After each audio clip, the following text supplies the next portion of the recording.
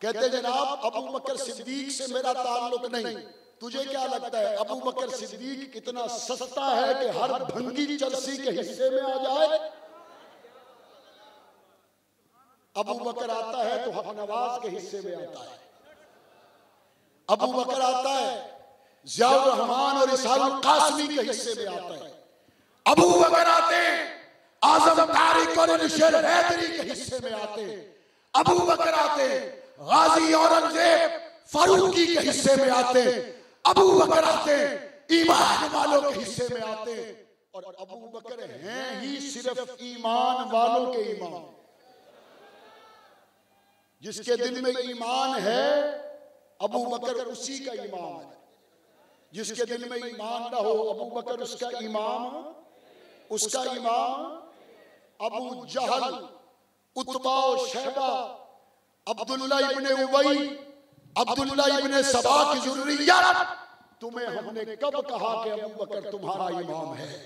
अबू बकर तो अली का इमाम है, अबू बकर तो हसन का इमाम है, अबू बकर हुसैन का इमाम है, अबू बकर तलहा जुबैर का इमाम है। और अबू बकर वो है जिसको जन्नत यूं इस्तकबाल करेगी कि पाक नबी ने फरमाया दिन क़यामत का होगा, जन्नत के 8 दरवाजे अबू बकर के लिए खोल दिए जाए।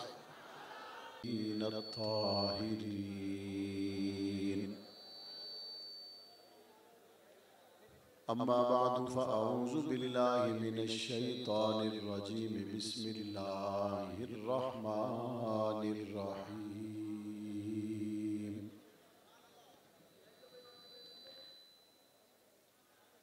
अल्लज़ी युक्ति मालहू यतज़क्का वमा लि अहदिन इंदहू मिन निअमतिन तुजज़ा इल्ला इब्तिग़ाअ वजहि रब्बिहिल आला वलसौफ़ यरज़ा। सदक़ल्लाहुल अज़ीम व बल्लगना रसूलुहुन नबियुल करीम व नहनु अला ज़ालिका लमिनश शाहिदीन वश्शाकिरीन वल्हम्दुलिल्लाहि रब्बिल आलमीन।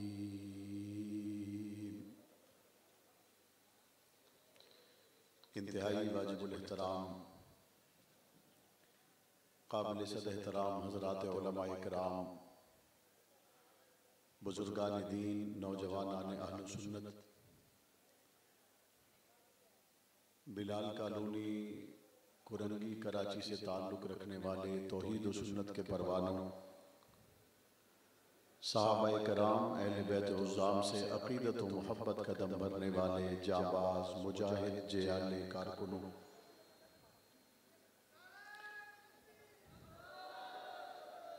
आज की इस खूबसूरत पुरवक़ार कॉन्फ्रेंस में तवील अरसा के बाद आप हज़रात से मुखातिब होने का मौका मिल रहा है। आपने हज़रात उलमाए किराम के बयानात समाअत फरमाए। थोड़ी ही देर के बाद मुजाहिद इस्लाम, कायदे अहले सुन्नत हज़रत अल्लामा गाजी औरंगज़ेब फारूकी साहब दामत बरकातुहुमुल आलिया का बलबला अंगेज़ खिताब होने वाला है। खूबसूरत कॉन्फ्रेंस के इनेकाद पर बरादर मोहतरम अब्दुल कादिर साहब, बरादर मोहतरम अमीर मुआविया साहब और उनके दीगर रुफ़क़ाए कार को दिल की गहराइयों से मुबारकबाद पेश करता हूँ। रब्बे करीम की जाने वाली कोशिश को दरबार आलिया में कबूल व मंजूर फरमाए और दोनों जहानों में इसका बेहतरीन बदला अता फरमाए। सामीन ज़िबकार, माह जमादियुस्सानी का आगाज़ हो चुका है और हर आम व ख़ास इस बात को जानता है कि 22 जमादियुस्सानी को हज़रत अबू बकर सिद्दीक़ रज़ियल्लाहु ताला अन्हु का यौम वफ़ात है। हुज़ूर अलैहिस्सलाम के मुसल्ले के वारिस जनाब अबू बकर सिद्दीक़ रज़ियल्लाहु ताला अन्हु 22 जमात-उस-सानी को जब दुनिया से पर्दा फरमा रहे थे तो उस वक्त का मंजर ये था कि उन्होंने फरमाया कि मुझे पुराने कपड़ों में कफन देना कि नया कपड़ा मेरी बजाय किसी और के काम आएगा। जनाब अबू बकर सिद्दीक रज़ियल्लाहु ताला अन्हु जिन्हें 22 जमात-उस-सानी को पुराने कपड़ों में कफन दिया गया, ये मक्का का वही ताजर है जिसकी रेशम की दुकानें थी। ये मक्का के वही ताजर हैं कि जिनके माल से अल्लाह के रसूल सल्लल्लाहु अलैहि वसल्लम ने फरमाया कि जितना मुझे अबू बकर के माल से नफा हुआ इतना किसी और के माल से मुझे नफा नहीं हुआ। हजरत अबू बकर सिद्दीक रज़ियल्लाहु ताला अन्हु ने हुजूर अलैहिस्सलाम के साथ 18 साल की उम्र में जो ताल्लुक बनाया उसे जिंदगी की आखिरी सांसों तक निभाया और ऐसा निभाया कि आज भी दुनिया जब ताल्लुक प्यार मोहब्बत की मिसाल देती है तो यारे गार कहने पे मजबूर हो जाती है। दुनिया इस बात को जानती है कि दुनिया में बड़े बड़े ताल्लुकात होंगे, लेकिन जैसा ताल्लुक नबी और सिद्दीक का था ऐसा ताल्लुक कायनात में और किसी का नहीं है। दुनिया इस बात को जानती और मानती है कि जो बाहम ताल्लुक और प्यार जनाब अबू बकर सिद्दीक रज़ियल्लाहु ताला अन्हु और नबी मुकर्रम के माबैन था, सिर्फ 2-4 मौकों पर नहीं बल्कि ऐसे ऐसे मौके आए कि जब कुफार की तरफ से भारी वार हुआ, सहाबा-ए-किराम वक्ती तौर पर अगर मुंतशिर भी हुए तो लिखने वाले ने ये जरूर लिखा कि हुजूर के साथ ठहरने वालों में एक अबू बकर जरूर था। पाक पैगंबर सल्लल्लाहु अलैहि वसल्लम के साथ रहने वाले हजरत अबू बकर सिद्दीक रज़ियल्लाहु ताला अन्हु ने कभी मोहब्बत रसूल में वो अंदाज भी अपनाया कि जब हुजूर अलैहिस्सलाम ने चंदा मांगा तो अबू बकर के पास देने के लिए और कुछ नहीं था, तो अपने बदन का कीमती लिबास उतार कर हुजूर के इशारों पे लाके कदमों पे ढेर कर दिया और खुद टाट का लिबास खरीद कर ज़ेब तन किया और कांटों से हजरत अबू बकर सिद्दीक ने उस लिबास को अपने लिए इस्तेमाल के काबिल बनाया। तो प्यारे हबीब सल्लल्लाहु अलैहि वसल्लम के दरबार में जनाब अबू बकर सिद्दीक जब पहुंचे तो रब्बे करीम ने जिब्राइल अलैहिस्सलाम को भेजा कि जाओ जाके पाक पैगंबर से कहो कि अबू बकर सिद्दीक तुमने टाट का लिबास क्यों पहना। जब पूछा तो अबू बकर सिद्दीक रज़ियल्लाहु ताला अन्हु ने जवाब दिया कि या रसूल अल्लाह, आपने मांगा और अबू बकर सिद्दीक के पास अपने तन पर सजाए हुए कीमती लिबास के सिवा कुछ न था, वो भी आपके इशारों पे लाके ढेर कर दिया और सस्ता टाट का लिबास पहन के अपने सतर को ढांप रखा है। दूसरी बात जो अर्शों वाले रब ने जनाब अबू बकर सिद्दीक के हिस्से में रखी थी वो क्या थी? जनाब जिब्राइल अलैहिस्सलाम को रब्बे करीम ने भेजा और हजरत जिब्राइल अलैहिस्सलाम हुजूर अलैहिस्सलाम के दरबार में हाजिर हुए और कहने लगे कि रब्बे करीम अबू बकर से पूछते हैं कि अबू बकर बता, क्या तू इस हाल में राजी है? सारी दुनिया अल्लाह की रजा की जुस्तजू में है और यहाँ रब का प्यार अबू बकर से इतना है कि रब खुद पूछता है अबू बकर क्या तू मुझसे राजी है या नहीं है। हुजूर अलैहिस्सलाम के मुसल्ले पे आने वाले जनाब अबू बकर सिद्दीक रज़ियल्लाहु ताला अन्हु को अल्लाह ताला ने जो मकाम और मर्तबा अता किया वो दीगर सहाबा-ए-किराम में किसी और के हिस्से में नहीं आया।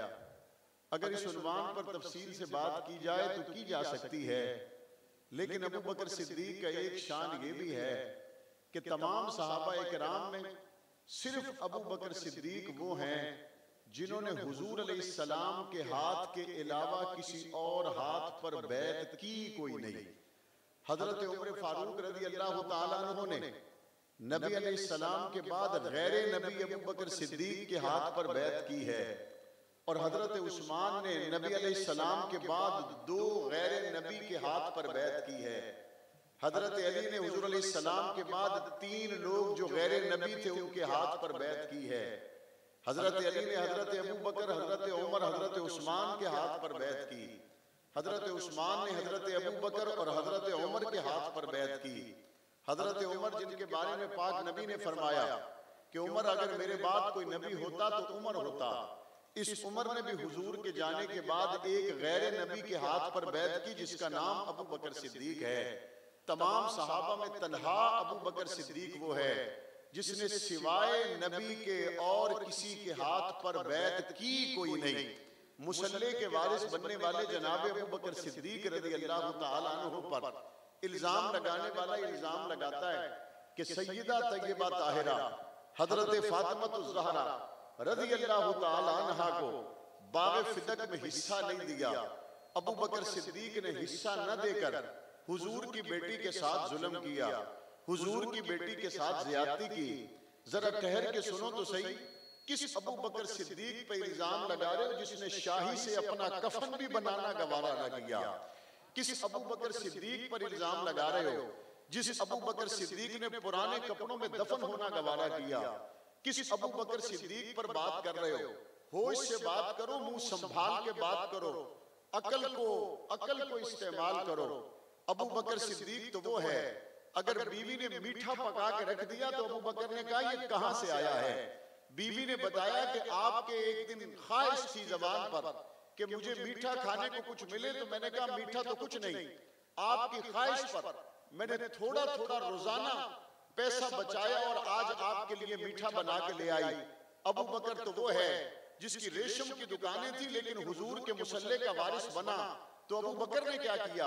कहा नहीं, अगर एक मीठा खाने की बकदर बैतुल माल से मैं ज्यादा लेता हूं तो मुझे कटवा देना चाहिए वो इजाफी वजीफा। अबू बकर सिद्दीक तो वो है जिस पे बाग़ फिदक का इल्जाम तुम लगाते हो, जिसको किसी ने कहा अबू बकर बताएं आपका वजीफा बैतुल माल से होगा तो कितना होगा? अबू बकर ने कहा मेरा वजीफा उतना होगा जितना मदीने के आम मजदूर का वजीफा है। कहा अबू बकर मदीने के आम मजदूर के वजीफे में आपका गुजारा कैसे होगा? कहा अगर मेरा उसमें गुजारा ना हुआ तो कोई बात नहीं, मैं मदीने के मजदूर के वजीफे को ज्यादा कर दूंगा।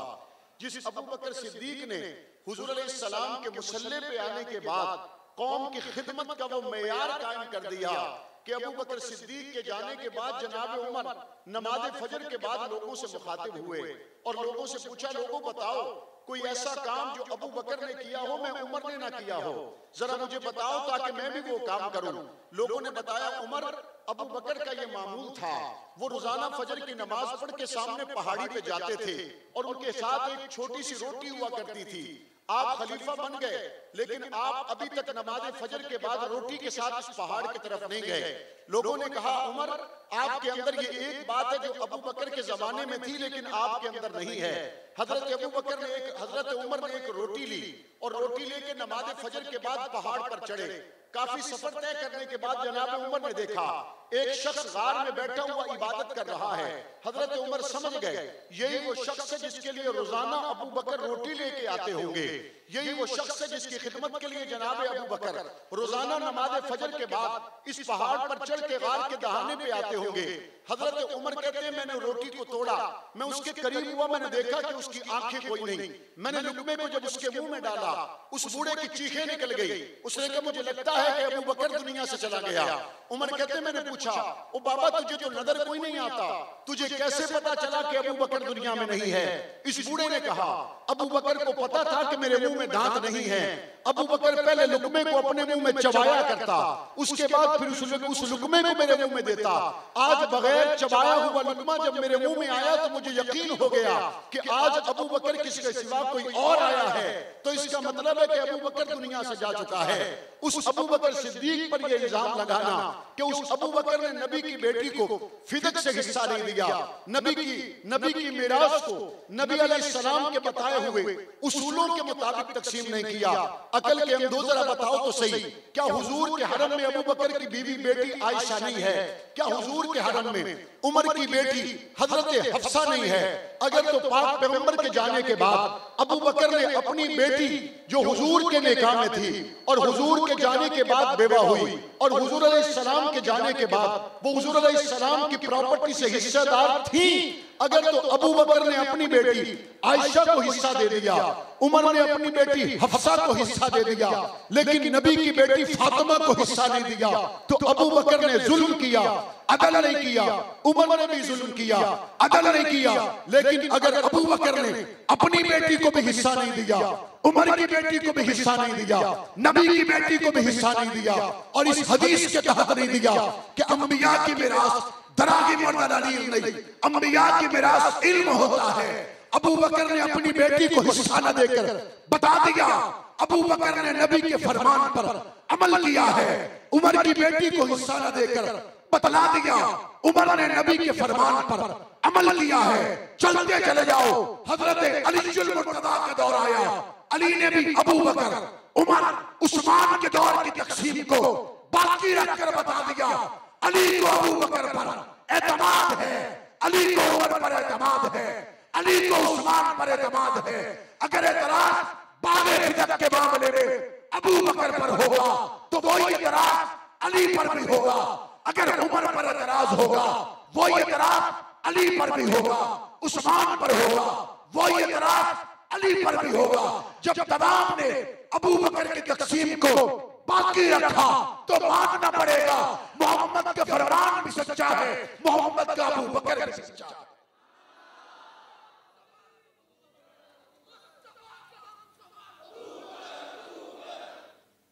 हुजूर अलैहिस्सलाम के बाद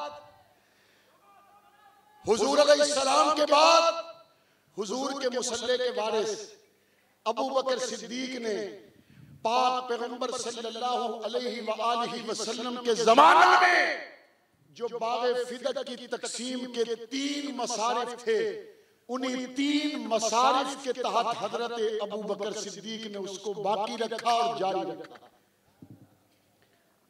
हजरत अली मुर्तज़ा रज़ियल्लाहु ताला अन्हु के दौर में भी उन्हीं 3 मसारिफ के तहत इसकी आमदनी खर्च होती रही। आज हजरत अबू बकर पर एतराज करने वाला, हजरत फातिमा ज़हरा रज़ियल्लाहु ताला अन्हा की दूरी को बतलाने वाला, दर हकीकत ये कहना चाहता है कि मैं हुजूर के घराने से मोहब्बत करता हूँ। अबू बकर से मुझे प्यार इसलिए नहीं है कि उसने फातिमा से मोहब्बत और प्यार नहीं किया। और मैंने कहा बताओ तो सही, क्या अबू बकर सिद्दीक की बीवी हजरत अस्मा हजरत फातिमा की तीमारदारी बराबर करती रही या नहीं करती रही? क्या हजरत अबू बकर सिद्दीक की अहलिया हजरत अस्मा हजरत फातिमा की दवादारों में शामिल रही या नहीं रही? यहाँ तक नहीं, बल्कि किताबों में लिखा है हुजूर के जाने के बाद हजरत फातिमा सिर्फ एक मर्तबा मुस्कुराई, और मुस्कुराने का वो मौका वो था जब हजरत फातिमा ज़हरा रज़ियल्लाहु ताला अन्हा ने हजरत अबू बकर सिद्दीक की बीवी हजरत अस्मा बिन्त उमैस से कहा, अस्मा बताओ क्या मेरा जनाजा उसी तरह उठाया जाएगा जिस तरह मदीना की दूसरी लोगों का जनाजा उठाया जाता है, दूसरी औरतों का जनाजा उठाया जाता है? जनाब अस्मा ने जवाब दिया, मैंने हबशा के अंदर औरत का जनाजा उठाने का एक मुख्तलिफ अंदाज देखा है जिससे औरत का जिस्म दूसरों पर नुमाया नहीं होता। हजरत फातिमा ने कहा बताओ वो तरीका कौन सा है? हजरत अस्मा ने चारपाई को बिछाया, बिछाने के बाद खजूरों की उन तमाम शाखों को लिया जो कमान की तरह मुड़ी हुई थी, उन तमाम को चारपाई पर रख के जब उसके ऊपर कपड़ा डाला, हजरत फातिमा हुजूर के जाने के बाद हजरत अस्मा के इस अमल को देखकर पहली मर्तबा मुस्कुराई। और हजरत अस्मा के इस अमल को देखकर हजरत फातिमा ने क्या फरमाया? फरमाया अस्मा तूने मेरे दिल को ठंडा कर दिया, तूने मेरे दिल को ठंडा कर दिया कि अब इस तौर पर अगर मेरा जनाजा उठाया जाए तो मेरे जाने के बाद मेरा जिस्म किसी पर जाहिर नहीं होगा, नुमाया नहीं होगा। कहते आपस में इख्तलाफ हो गया, आपस में दूरी हो गई। और अगर दूरी होती तो जब जनाजा हजरत फातिमा ज़हरा रज़ियल्लाहु ताला अन्हा का था, खड़े हुए हजरत अली भी थे, मौजूद हसन और हुसैन के बाबा हैं, और हजरत अबू बकर सिद्दीक मौजूद है। जनाब अबू बकर सिद्दीक के सामने भी हजरत फातिमा का जनाजा है, हजरत अली और दीगर सहाबा किराम मौजूद है। हजरत अबू बकर ने हजरत अली से कहा, अली आगे हो जाओ, नबी की बेटी है, हसन और हुसैन की माँ है, जनाजा पढ़ाओ। अली ने कहा मैंने पाक पैगंबर का यह फरमान सुन रखा है, जिस जमात में अबू बकर मौजूद हो उस जमात में किसी के लिए जायज नहीं कि मुसल्ले पे आ जाए। बीवी मेरी है, बेटी नबी की है, लेकिन आज अगर जनाजा पढ़ाएंगे तो हसन हुसैन के बाबा अली नहीं बल्कि हुजूर के मुसल्ले के वारिस अबू बकर पढ़ाएंगे। हजरत अबू बकर ने फिर जनाजा पढ़ाया और हजरत अली जुल मुर्तदा रज़ी अल्लाह तआला अन्हु, हजरत फातिमा ज़हरा रज़ी अल्लाह तआला अन्हा के बाद वो वक्त आया जब हजरत अबू बकर सिद्दीक भी दुनिया से चले गए, तो यही अस्मा बिन्त उमैस जो हजरत फातिमा की तीमारदारी करती, जिन्होंने हजरत फातिमा की न सिर्फ ये कि तीमारदारी की बल्कि हजरत फातिमा को कफन पहनाने वाली, हजरत फातिमा ज़हरा की आखिरी दम तक खिदमत में रहने वाली हजरत अस्मा बिन्त उमैस, जब हजरत अबू बकर दुनिया से चले गए तो इस अस्मा का निकाह हजरत अली जुल मुर्तदा से हुआ। इस अस्मा का निकाह किससे हुआ? हजरत अली जुल मुर्तदा से हुआ। और इस अस्मा से हजरत अबू बकर का एक बेटा था जिसका नाम था मोहम्मद बिन अबू बकर। ये मोहम्मद बिन अबू बकर बेटा अबू बकर का है, बेटा अबू बकर का है और हजरत अली के घर में इसकी परवरिश हो रही है। बेटा अबू बकर का है, तरबियत हजरत अली फरमा रहे हैं। बेटा अबू बकर का है और हजरत अली के घर में परवान चढ़ रहा है। बेटा अबू बकर का है, खेलता हसन हुसैन के साथ है। बेटा अबू बकर का है, खेलता अली के बेटों के साथ है। अगर हजरत अली को इनके कहने के मुताबिक वो तकलीफ से गुजरना पड़ा होता कि हजरत फातिमा पर दरवाजा गिराया गया, हजरत फातिमा के बाजू को तोड़ा गया, हजरत फातिमा उसी दुख और तकलीफ और उस कर्बनाक मंजर से गुजरने के बाद दुनिया से रहलत फरमा गई, इस तकलीफ से गुजरने के बाद क्या हजरत अली अपने घर में हजरत अबू बकर के बेटे की परवरिश कर सकते? हजरत अबू बकर की बेवा से निकाह कर सकते? हजरत अबू बकर को हजरत फातिमा के जनाजे के लिए खड़ा कर सकते? हजरत अबू बकर सिद्दीक रज़ी अल्लाह तआला अन्हु पर एक लम्हे के लिए भी अगर उनका एतमाद मुतज़लज़ल होता तो ये सारी रिश्तेदारियां और सारा बाहम एतमाद और मोहब्बत का ये खूबसूरत गुलदस्ता हमें देखने में कभी नजर न आता। लेकिन हम देखते क्या है, अली जुल मुर्तदा ने न सिर्फ ये कि अबू बकर पर एतमाद किया, मोहब्बत का इजहार किया, बल्कि अली ने अपने बेटे का नाम अबू बकर रख के बताया कि मुझे अली को अबू बकर से मोहब्बत है। अली ने अपने पोते हजरत हसन के बेटे का नाम अबू बकर रख के बताया मुझे अबू बकर से मोहब्बत है। अली ने अपने पोते हजरत हुसैन के बेटे का नाम अबू बकर रख के बताया मुझे अबू बकर से मोहब्बत है।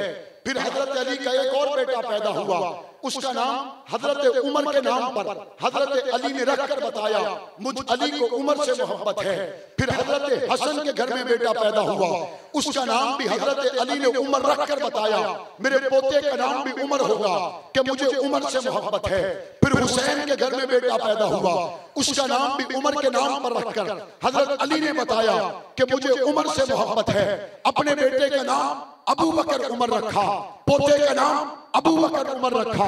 दूसरे बेटे की औलाद हुई, उनका नाम अबू बकर उमर रखा। क्या ये सारा गुलदस्ता इस बात की बैयन दलील नहीं है कि अबू बकर उमर और हजरत अली एक लम्हे के लिए भी एक दूसरे से जुदा, एक दूसरे से जुदा, एक लम्हे के एक दूसरे से दूर हो सकते? नसीब अपना अपना होता है। बाज लोग हज और उम्रा के लिए जाते हैं और बाज लोग कहते जी हम जियारत के लिए जा रहे हैं। जियारत के लिए, ज़वारी के लिए जो सफर करते हैं वो कभी आपसे मिल जाए तो उनसे पूछे कि हजरत हुसैन के कब्र की जियारत की है या नहीं की? कहते जी हाँ हजरत हुसैन की कब्र की जियारत की है। उम्रा करने वाले से पूछे हुसैन के नाना मोहम्मद करीम की कब्र की जियारत की है या नहीं की? तो हर उम्रा करने वाला, हज करने वाला कहता है जी मैंने जियारत की है, अल्लाह ने बड़ा मौका दिया, बड़ी मेहरबानी की। उम्रा करने वाले से पूछें, हज करने वाले से पूछें, जब हुजूर की मदीना मुनव्वरा में रोज़ा अतहर की ज़ियारत के लिए पहुंचे तो क्या वहां सिर्फ हुजूर की कब्र थी या और भी कोई कब्र थी? तो हर शख्स बताता है कि जी हमने तो वहां लिखा हुआ देखा कि हुजूर के साथ हजरत अबू बकर की कब्र है और हुजूर के साथ हजरत उमर की कब्र है। मैंने कहा आपने बता दिया, ईमान ताजा हुआ आपका देखकर, हमारा सुनकर। ज़वारी पे जाने वाले से पूछो तुमने हुसैन के रोजे की ज़ियारत की है? कहते हाँ ज़ियारत की है। मैंने कहा जरा बताओ हुसैन की कब्र के साथ कोई और कब्र भी है या नहीं? कहते हाँ कब्रें तो दो और भी हैं। हमने कहा दो कब्रें और हैं तो फिर बताओ वो कब्रें किन की हैं? कहते वो करबला के शहीदों की कब्रें हैं, हुसैन के भाइयों की कब्रें हैं, अली के बेटों की कब्रें हैं। हमने कहा बताओ तो सही उनके नाम क्या हैं? जहर का प्याला पिएगा, अली के बेटों के नाम नहीं बताएगा। हुसैन के दाएं बाएं सोए हुए उन अली के दो लालों के और हुसैन के भाइयों के नाम नहीं बताएगा। बताए तो कैसे बताए? चूंकि जो नाना की कब्र का नक्शा है वही नवासे की कब्र का नक्शा है। नाना की कब्र के साथ अबू बकर और उमर दफन है और हुसैन की कब्र के साथ भी हुसैन के भाई अबू बकर और उमर दफन। ये मंजर कयामत की सुबह तक नाना के रोजे का भी बाकी रहेगा, नवासे के रोजे का भी बाकी रहेगा और कयामत तक आने वालों को ये मंजर बदलाता रहेगा। नाना ने बिन अबू बकर और उमर की जिंदगी नहीं गुजारी और हुसैन भी बिन अबू बकर और उमर की जिंदगी नहीं गुजारते। मैंने कहा रब्बे करीम ये नवासा भी आला, ये नाना भी आला, कायनात में इस जैसा नवासा भी कोई नहीं और इनके नाना जैसा नाना भी कोई नहीं। कोई शक नहीं दुनिया में जब किसी जगह पर एटमी आलात हो, हसास चीजें हो या मुल्क की क़यादत हो, ऐवान सदर हो या पाकिस्तान के चीफ ऑफ आर्मी स्टाफ की रहायशगाह हो या जनाब आपके पाकिस्तान के वजीर आजम और गवर्नर हाउस और वजीर आला के दफातर और उनकी रहायशगाहें हो तो कहते हैं जनाब वहां पे आम बंदे को जगह नहीं मिलती। वहां से जाना पड़ता है तो नाकों को क्रॉस करके जाना पड़ता है, वहां जाना पड़ता है तो मुख्तलिफ चौकियों को क्रॉस करके जाना पड़ता है, उसके अलावा वहां से गुजरा नहीं जा सकता और जो कोई वहां से गुजरे तो उसकी तलाशी होती है। मुसल्ला वहां पे नहीं जा सकता, वहां पे जाने वाला गोली और बारूद के साथ नहीं जा सकता, वहां पर जाने वाला हर तरह की शनाख्त करवाने के बाद फिर वहां पे जा सकता है। मैं अपने विजदान से कहता हूं पूरी कायनात में सबसे कीमती जात मेरे नबी की जात है। रब्बे करीम जब लोग यहाँ पे किसी को मिलने के लिए जाएं तो बड़े बड़े स्कैनिंग गेट होते हैं, बड़े बड़े दरवाजे और चौकियां होती हैं। अगर कोई हुजूर के रोजे पे जाए तो वहां पर भी कोई स्कैनिंग गेट है या नहीं, वहां पे भी कोई वॉक थ्रू गेट है या नहीं। मेरा विजदान कहता है कि हुजूर तक पहुंचने के लिए 2 स्कैनिंग गेट लगे हुए, 2 वॉक थ्रू गेट लगे हुए। एक गेट का नाम अबू बकर है, एक गेट का नाम उमर है। वहां से गुजरने वाले की शनाख्त होती है। जो मुस्कुरा के गुजर जाए मोहम्मद का गुलाम होता है, जिसकी पेशानी पे बल हो जाए उसको अपने बाप का पता करना चाहिए। ये वो स्कैनिंग गेट हैं जहां से सिर्फ हलाली गुजरते हैं और मुस्कुरा कर गुजरते हैं, जहां से गुजरने वाला अपना डीएनए टेस्ट बगैर पैसे दिए भी करवा सकता है। कहते जनाब अबू बकर सिद्दीक से मेरा ताल्लुक नहीं, तुझे क्या लगता है अबू बकर सिद्दीक कितना सस्ता है कि हर भंगी चरसी के हिस्से में आ जाए? अबू बकर आता है तो हक नवाज के हिस्से में आता है, अबू बकर आता है ज़ियाउर रहमान और इसारुल कासमी के हिस्से में आता है, अबू बकर आते हैं आजम तारिक और निशर हैदरी के हिस्से में आते हैं, अबू बकर आते हैं गाजी औरंगजेब फारूकी के हिस्से में आते हैं, अबू बकर आते हैं ईमान वालों के हिस्से में आते हैं। और अबू बकर हैं ही सिर्फ ईमान वालों के ईमान।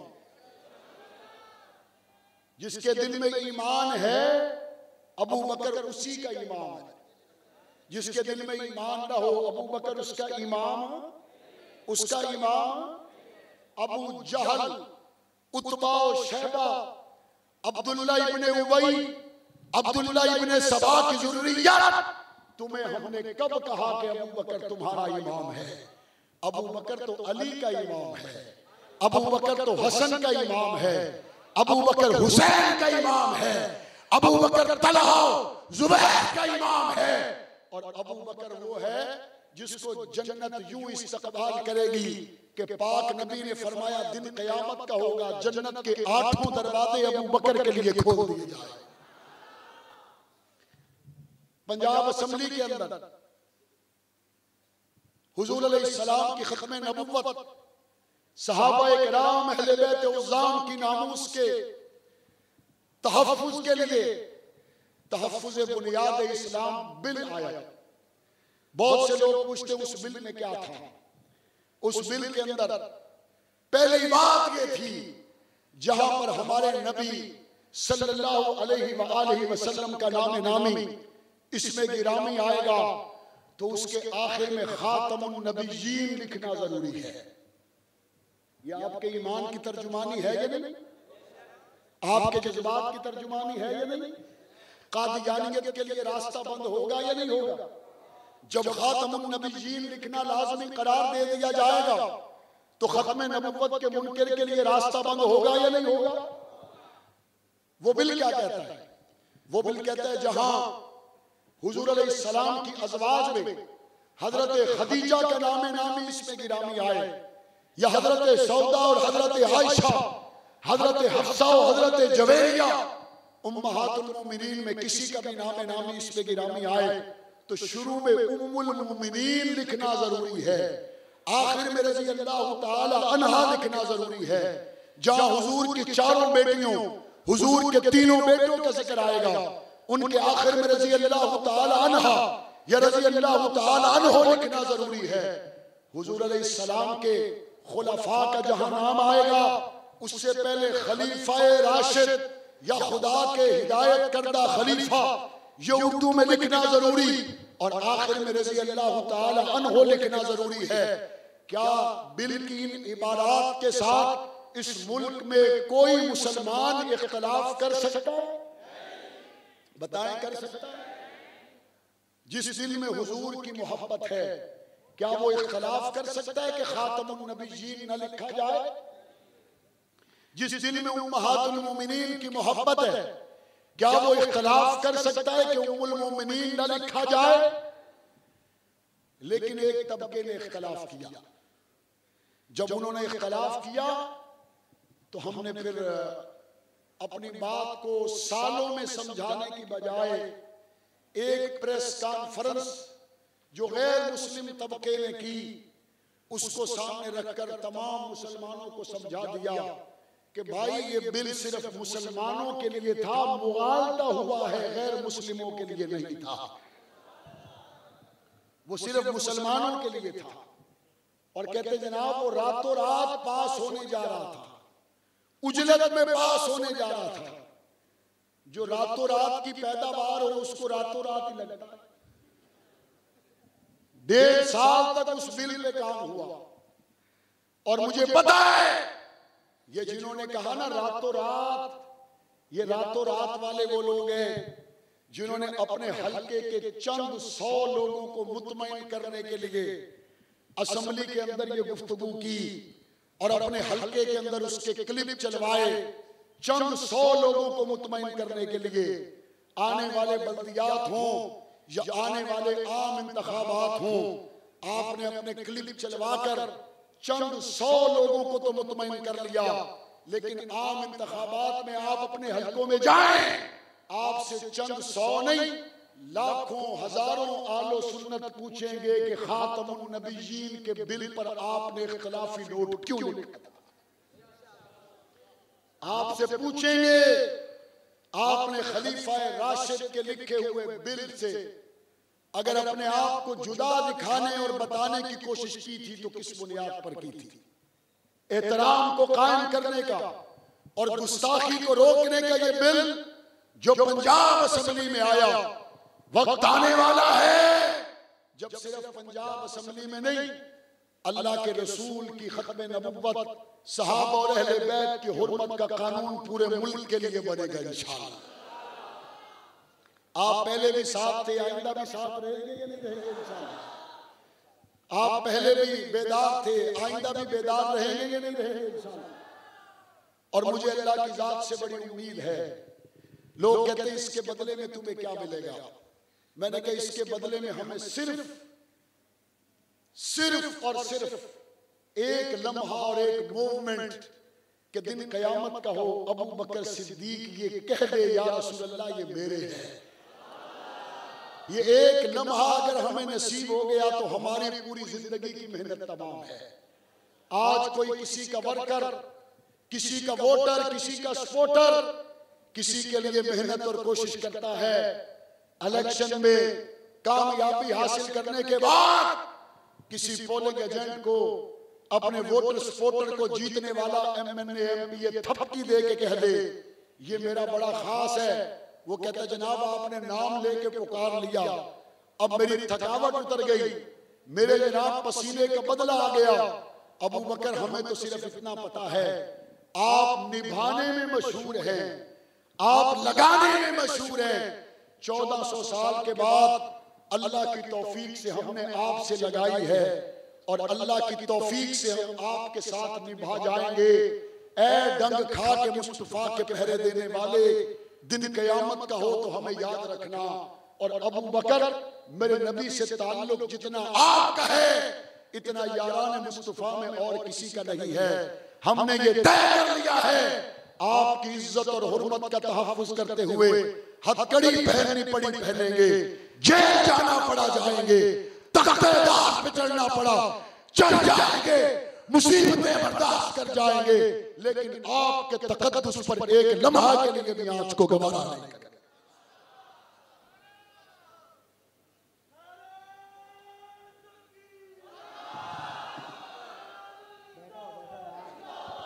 बैठे साथी, उठे नहीं।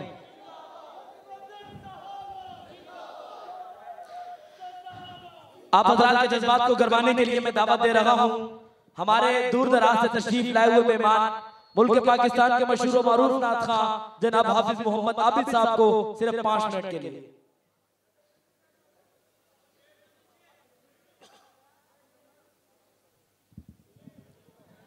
आप हज़रात के सामने शान सिद्दीक़ अकबर रज़ी अल्लाह